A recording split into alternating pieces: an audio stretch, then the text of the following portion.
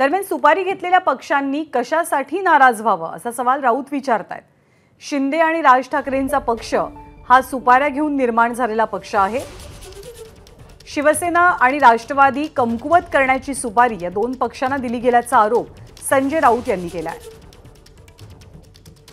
अजित पवार, एकनाथ शिंदे, राज ठाकरे यांचे पक्ष आहेत। या पक्षाला जानच नाहीये, ओढून ताणून बनवलेले पक्ष आहेत। त्यांच्यामध्ये कसली अस्वस्थता असणार? हे सगळे